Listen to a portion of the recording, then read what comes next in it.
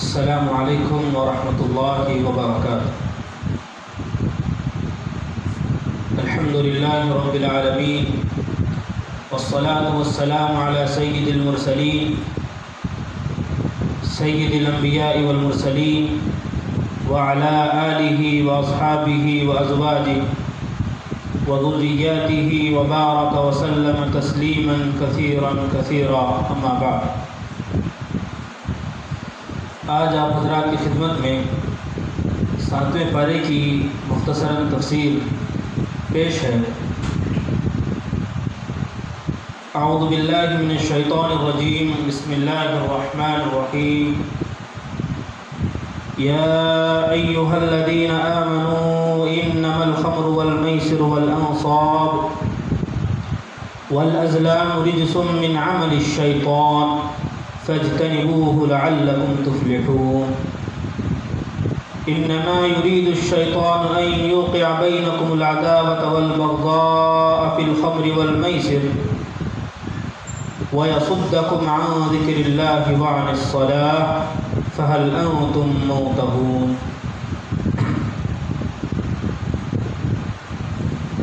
ان دو آیات میں شراب کی حرمت کا تذکرہ اللہ رب العالمین نے بیان فرمایا۔ اس کا ترجمہ یہ ہے کہ اے ایمان والو، یقیناً شراب، جوا، بت اور بانسے گندے شیطانی کام، تو ان سے بچتے رہو تاکہ تم کامیاب ہو جاؤ۔ شیطان تو چاہتا ہی ہے کہ شراب اور جوے کے ذریعے تم میں دشمنی اور نفرت ڈال دی جائے، اور اللہ کی یاد سے اور نماز سے تم کو روک دیتا ہے۔ بس اب تم اس سے باز آ جاؤ۔ ان دو آیات میں اللہ رب العالمین نے شراب کی حرمت کا تذکرہ فرمایا۔ شراب ایک ایسی چیز ہے جس کی حرمت بتدریج ہوئی ہے، مرحلہ وار ہوئی ہے۔ ڈائریکٹ اس کی حرمت نہیں ہوئی، بلکہ پہلے سے اس کو کراہت لوگوں کو دلائی گئی، اس کے بعد صریح حکم اللہ رب العالمین نے حرمت کا نازل فرمایا۔ ترمذی شریف کی صحیح حدیث ہے جو ابواب التفسیر عن رسول اللہ صلی اللہ علیہ وسلم میں مذکور ہے کہ حضرت عمر رضی اللہ عنہ اللہ سے دعا کرتے تھے کہ اللہم بین لنا فی الخمر بیان شفاء، کہ اللہ شراب کے متعلق ہمارے لیے واضح حکم نازل فرمائیے۔ سنن نسائی کی روایت میں ہے اللہم بین لنا فی الخمر بیانا شافیا، تسلی بخش حکم نازل فرمائیے۔ تو اللہ رب العالمین نے یہ آیت نازل فرمائی، یسألونک عن الخمر والمیسر قل فیہما اثم کبیر ومنافع للناس۔ یہ آیت نازل فرمائی کہ شراب اور جوا، ان دونوں کا فائدہ ان دونوں کے گناہ سے، یعنی ان دونوں کا گناہ ان دونوں کے فائدے سے بڑا ہوا ہے۔ جب یہ آیت حضرت عمر رضی اللہ عنہ کے سامنے پڑھی گئی تو پھر انہوں نے یہی دعا کی، اللہم بین لنا فی الخمر بیان شفاء، اے اللہ کوئی حکم حکم نازل فرمائیے شراب کے تعلق سے۔ تو پھر دوسری آیت نازل ہوئی سورہ نساء کی، یا ایہا الذین آمنوا لا تقربوا الصلاة وانتم سکارى، کہ ایمان والو تم نماز کے قریب مت جاؤ اس حال میں کہ تم نشے میں ہو۔ جب یہ آیت بھی حضرت عمر رضی اللہ عنہ کے سامنے پڑھی گئی تو پھر انہوں نے وہی دعا کی جو پہلے کی تھی کہ اللہم بین لنا فی الخمر بیانا شافیا، اے اللہ کوئی حکم حکم نازل فرمائیے شراب کے تعلق سے۔ تو پھر اخیر میں یہ آیت نازل ہوئی، یا ایہا الذین آمنوا انما الخمر والمیسر والانصاب والازلام رجس من عمل الشیطان فاجتنبوه لعلکم تفلحون۔ انما یرید الشیطان ان یوقع بینکم العداوة والبغضاء فی الخمر والمیسر ویصدکم عن ذکر اللہ وعن الصلاة فهل انتم منتہون۔ جب یہ آیتیں حضرت عمر رضی اللہ عنہ کے سامنے پڑھی گئی، جب یہاں تک پہنچے فهل انتم منتہون، کیا تم اب اس سے باز آؤ گے؟ تو حضرت عمر نے کہا انتہینا انتہینا، ہاں ہم اس سے تو باز آ گئے، ہم اس سے تو باز آ گئے۔ تو یہ اس کے نزول کے متعلق تھوڑی گفتگو تھی۔ یہ بات سمجھ لینی چاہیے کہ اللہ رب العالمین نے کائنات کی تخلیق انسان کے نفع کے لیے کی، انسان کے فائدے کے لیے اللہ رب العالمین نے کائنات کو بنایا۔ ان آیات میں بتانا یہ مقصود ہے کہ مالک کائنات نے ساری کائنات کو انسان کی خدمت اور انسان کی خدمت کے لیے پیدا کیا۔ ہر چیز کو اللہ رب العالمین نے انسان کی خدمت میں لگا دیا، گویا انسان مخدوم کائنات ہے۔ تو ایک چیز اللہ رب العالمین نے یہ بیان کی کہ ہم نے جو احکامات بیان کیے، بس انسان کی ذمہ داری ہے کہ جو حدود ہم نے مقرر کیے اس سے تجاوز نہ کرے۔ صرف ایک ذمہ داری اللہ نے بندے کو دی کہ جو حدود ہم نے مقرر کیے اس میں کسی طرح کی زیادتی بندہ نہ کرے، کیونکہ جو احکامات اللہ نے نازل فرمائے، جن چیزوں کو حلال اور طیب قرار دیا، ان چیزوں کو استعمال نہ کرنا یہ بے ادبی اور ناشکری کی بات ہے، اور جن چیزوں کو اللہ نے خبائث اور حرام قرار دیا ان کو استعمال کرنا یہ اللہ کے خلاف بغاوت ہے۔ تو بندگی کا یہی تقاضا ہے، عبودیت کا یہی تقاضا ہے کہ جو حدود اللہ نے مقرر کیے ان حدود پر آدمی قائم رہے، ان سے تجاوز نہ کرے۔ اسی کا نام اطاعت ہے، اسی کا نام عبادت ہے، اور اسی کا نام عبودیت ہے۔ پہلی آیت میں شراب، جوا، بت اور جوے کے چار چیزوں کا اللہ رب العالمین نے تذکرہ فرمایا، اور چار چیزوں کو اللہ نے حرام فرمایا، اور ان چیزوں کو قرآن نے رجس کہا، رجس من عمل الشیطان۔ عربی زبان میں رجس ایسی گندگی کو کہا جاتا ہے جس کو انسان کی طبیعت گوارا نہ کرے۔ تو ظاہر بات ہے یہ چار چیزیں ایسی ہیں کہ اگر کوئی انسان صحیح الفطرت ہو، کوئی انسان اگر عقل سلیم رکھتا ہے تو پھر ان چار چیزوں سے اس کو گھن ضرور آئے گی۔ پھر اللہ رب العالمین نے خاص طور سے شراب اور جوے کا تذکرہ فرمایا کہ شراب اور جوے کی شدید حرمت بیان کی، اور ساتھ ہی ساتھ اس کے روحانی اور جسمانی جو خرابیاں ہیں، جو نقصانات ہیں، اللہ نے اس کو بھی بیان کیا۔ پہلے روحانی اور معنوی خرابیوں کا بیان کیا کہ انہو رجس من عمل الشیطان، کہ شراب اور جوا یہ شیطانی گندے کام ہیں۔ اس کا مفہوم یہ ہے کہ فطرت سلیمہ ان چیزوں کو، ان گندگیوں کو برداشت نہیں کرے گی، یہ قابل نفرت ہے۔ اور یہ دو چیزیں ایسی ہیں کہ انسان جب اس میں پھنس جاتا ہے تو پھر ایسے ایسے احکامات، ایسے ایسے کام کا مرتکب ہو جاتا ہے، ایسے ایسے حرکات اور سکنات کا صدور اس کی ذات سے ہوتا ہے، پھر اس کے نتائج اچھے نہیں ہوتے۔ اس کے بعد دوسری آیت میں شراب اور جوے کے دنیاوی اور ظاہری مفاسد کا بیان اس طرح فرمایا، انما یرید الشیطان ان یوقع بینکم العداوۃ والبغضاء فی الخمر والمیسر، کہ شیطان یہ چاہتا ہے کہ شراب اور جوے کے ذریعے تمہارے درمیان بغض و عداوت کی بنیاد ڈال دے، کیونکہ شراب کا بنیادی خاصہ ہے جب آدمی پیتا ہے تو اپنی عقل کو کھو بیٹھتا ہے، اس کی عقل میں فطور پیدا ہو جاتا ہے، پھر آدمی کیا کرتا ہے، پھر آدمی جو کرتا ہے پھر اس کے نتائج صحیح مرتب نہیں ہوتے۔ اسی طرح جوئے کا معاملہ ہے کہ ہارنے والا شخص اگرچہ اپنی ہار مان کے خاموش ہو جاتا ہے، لیکن جس دوست سے ہارا ہے ہمیشہ اس کے خلاف اس کے ذہن و دماغ میں نفرت کی آگ بھڑکتی رہے گی۔ یہ جوئے کا نقصان ہے، اور بھی بہت سارے نقصان اس کے ہیں، کیا مختصراً آپ حضرات کی خدمت میں عرض ہے۔ آخری آیت میں اللہ رب العالمین نے وَيَصُدَّكُمْ عَنْ ذِكْرِ اللَّهِ وَعَنِ الصَّلَاةِ جیسے الفاظ بیان کیے، یعنی یہ چیزیں تمہیں اللہ کی یاد سے اور نماز سے غافل کر دینے والی چیزیں ہیں۔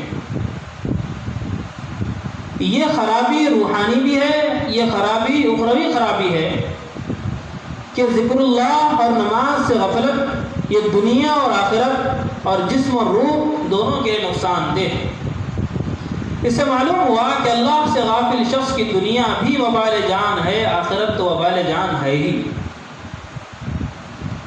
برخلاف اس شخص کے جو اللہ کے ذکر میں مشغول رہتا ہو اور نماز کے نور سے منور ہوتا۔ یہاں یہ بات بھی قابل ذکر ہے کہ جب اللہ رب العالمین نے فرمایا کہ وَيَصُدَّكُمْ عَنْ ذِكْرِ اللَّهِ کہ اللہ کے ذکر سے چیزیں روکنے والی ہے اور شیطان اس سے روکتا ہے، تو پھر الگ سے وَعَنِ الصَّلَاةِ نماز کا تذکرہ کرنے کی کیا ضرورت محسوس ہوئی؟ تو اس کی حکمت یہ بیان کی جاتی ہے کہ نماز کی اہمیت اور ذکر اللہ کی اقسام میں سب سے اعلیٰ، سب سے افضل اور سب سے اشرف نماز ہے، اس کی طرف اشارہ کرنا مقصود ہے۔ جب اتنی تمام دینی، دنیاوی، جسمانی، روحانی خرابیوں کی تفصیل اللہ رب العالمین نے بیان فرمائی، تو ان چیزوں سے باز رہنے کی اللہ رب العالمین نے عجیب انداز میں لوگوں سے حکم، عجیب انداز سے لوگوں سے مخاطب کیا، عجیب انداز میں لوگوں سے مخاطب ہوا ہے۔ فَهَلْ أَنْتُمْ مُنْتَهُونَ اتنی خرابیاں بیان کرنے کے بعد، اتنے نقصانات بیان کیے جانے کے بعد فَهَلْ أَنْتُمْ مُنْتَهُونَ کیا اب تم اس سے باز آؤ گے؟ تو جب یہ آیات صحابہ کرام رضوان اللہ تعالی علیہم اجمعین کے سامنے پڑھی گئی تو صحابہ نے بیک زبان کہا انتہینا انتہینا، ہم ان چیزوں سے باز آ گئے، ہم ان چیزوں سے باز آ گئے۔ تو جن کے منہ میں شراب تھی انہوں نے تھوک دیا، اور جن کے گھروں میں شراب موجود تھی، مٹکوں میں، گھڑوں میں یا دوسری چیزوں میں، انہوں نے ساری شراب بہا دی اور مدینہ کی گلیاں شرابوں سے بہنے لگی۔ تو یہ صحابہ کرام کا جذبہ عمل معلوم ہوتا ہے کہ جب بھی کوئی حکم نازل ہوتا اللہ رب العالمین کی جانب سے فوراً اس کی تعمیل میں لگ جاتا ہے۔ تو اس سے ہمیں یہ بات معلوم ہوئی کہ ایمان والے کے سامنے جب بھی کوئی احکامات کا تذکرہ کیا جائے تو ایمان والے کی ذمہ داری ہوتی ہے کہ فوراً اس کو بجا لانے کی فکر کریں اور کوشش کریں، یہی صحیح ایمان کا تقاضا ہے۔ یہ شراب کے متعلق مختصراً گفتگو تھی۔ اس کے بعد سورہ انعام میں اللہ رب العالمین نے ایک اہم بات کی طرف لوگوں کی توجہ دلائی اور مومنین کو منع کیا ایسی مجلسوں میں شامل ہونے سے جس میں اللہ رب العالمین کی آیات کا انکار کیا جا رہا۔ سورہ انعام کی آیت نمبر 68 ہے وَإِذَا رَأَيْتَ الَّذِينَ يَخُوضُونَ فِي آيَاتِنَا فَأَعْرِضْ عَنْهُمْ حَتَّى يَخُوضُوا فِي حَدِيثٍ غَيْرِهِ اور جب آپ ان لوگوں کو دیکھیں جو ہماری آیتوں کے بارے میں بیہودہ بکتے ہیں فَأَعْرِضْ عَنْهُمْ حَتَّى يَغُوصُوا فِي حَدِيثٍ غَيْرِهِ تو آپ ان سے الگ ہو جائیں یہاں تک کہ وہ دوسری باتیں کرنے لگیں۔ وَإِمَّا يُنْسِيَنَّكَ الشَّيْطَانُ فَلَا تَقْعُدْ بَعْدَ الذِّكْرَىٰ مَعَ الْقَوْمِ الظَّالِمِينَ اگر شیطان آپ کو بھلا ہی دے تو جب آپ کو یاد آ جائے تو اس کے بعد ظالموں کے ساتھ ہرگز نہ بیٹھیے، بالکل نہ بیٹھیے۔ اس آیت کریمہ میں اللہ رب العالمین نے مسلمانوں کو ایک اصولی ہدایت دی کہ جس کام کا کرنا خود گناہ ہے، جو کام گناہ ہے اگر کوئی شخص اس میں مرتکب ہے، اگر کوئی شخص اس کو کر رہا ہے تو ایسی مجلسوں میں جانا بھی اللہ رب العالمین نے مناسب نہیں سمجھا، منع فرمایا۔ فلا تقعد انکار کیا کہ مت بیٹھو ایسے مجلسوں میں۔ امام جساس جو بڑے مفسر ہیں احکام القرآن میں لکھتے ہیں کہ اس آیت سے معلوم ہوتا ہے کہ ہر مسلمان کو ہر ایسی مجلس میں بیٹھنے سے بچنا چاہیے، اگر بیٹھا ہے تو اس سے کنارہ کشی اختیار کرنا چاہیے۔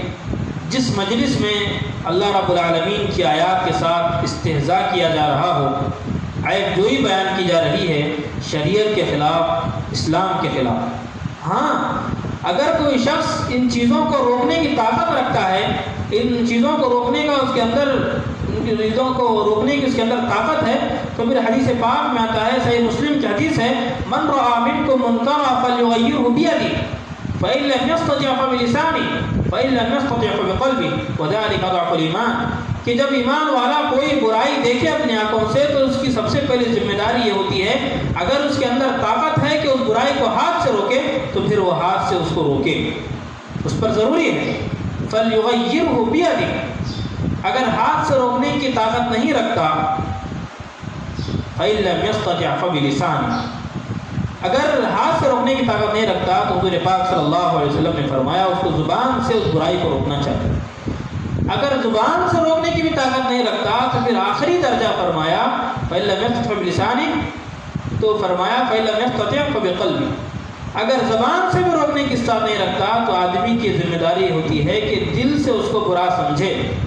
شارحین نے اس حدیث کا یہ مطلب بیان کیا کہ دل سے برا سمجھنے کا مطلب یہ ہے کہ وہ مختلف تدبیریں اختیار کرے کہ جس کے ذریعے وہ برائی چھوٹ جائے، وہ برائی دور ہو جائے۔ صرف دل سے برا سمجھ لیں تو اس سے برائی کا ازالہ نہیں ہوگا۔ حدیث پاک میں مقصود ہے برائی سے روکنا۔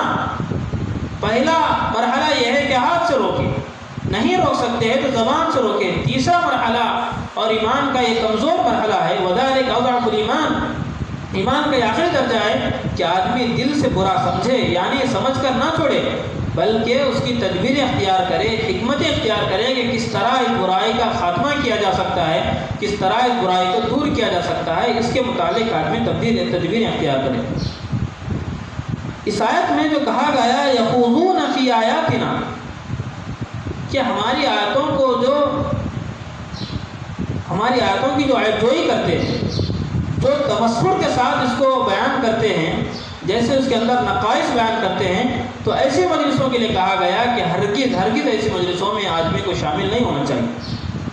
اس کے بعد فرمایا وَإِمَّا يُنْسِيَنَّكَ الشَّيْطَانُ فَلَا تَقْعُدْ بَعْدَ الذِّكْرِ مَعَ الْقَوْمِ الظَّالِمِينَ، یعنی اگر تم مجلس میں بیٹھ گئے اور بھول گئے کہ کیا باتیں ہو رہی ہے، جب یاد آ جائے کہ یہ تو شریعت کے خلاف باتیں ہو رہی ہے تو آدمی کو فوراً وہاں سے اٹھنا چاہیے۔